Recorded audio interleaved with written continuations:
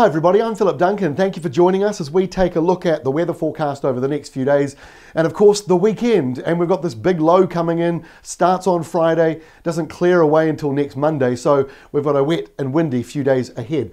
But before it arrives, the calm continues. We saw another cold morning, frost and single-digit temperatures right up into the far north. There was some fog around Northland as well, and fog patches around other parts of the North Island, thanks to the calm conditions. But waiting in the wings, we do have some changeable weather coming through, but it's going to take another day or so to get here just yet. So Thursday looks pretty much the same as Wednesday. It's another calm, cold morning in many areas. There'll be some frost and fog patches, and maybe a couple of showers up here around the north. So it may not be quite so cold first thing if we've got a couple of showers around, but it's not overly wet as you can see, and I think it'll be a frosty cold start for many other places.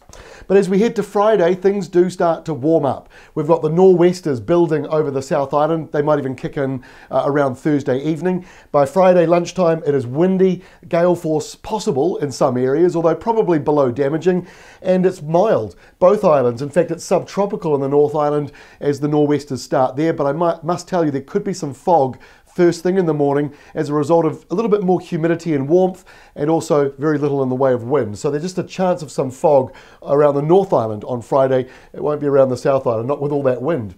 So this is Saturday. Now, as we said the other day, big lows don't mean we're in for days and days of rain. It means actually quite often there are big breaks of calm and dry, and that's what we see here on Saturday.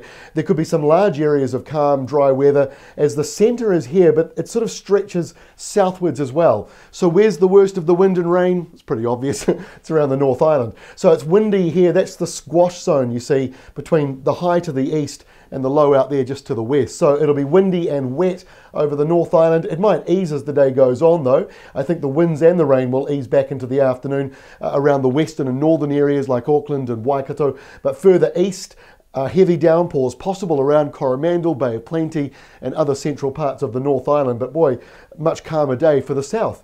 And then as we head into Sunday, this is when the southerly comes in. Now I mentioned some snow yesterday.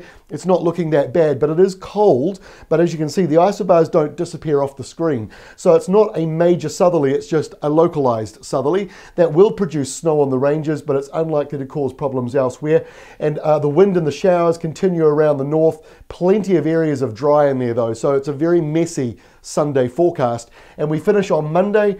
We're all under the southerly now. There's a southerly flow across the country, so it'll be a colder day, especially around Canterbury up towards Wellington, where the southerly and the showers are joined up. But if you're over on the west coast, hello sunshine. Should be a beautiful day on Monday as that southerly kicks in. So it is a complicated forecast, but hopefully you sort of get the gist of it. We'll continue to fine tune it in our next update, which is out on Thursday.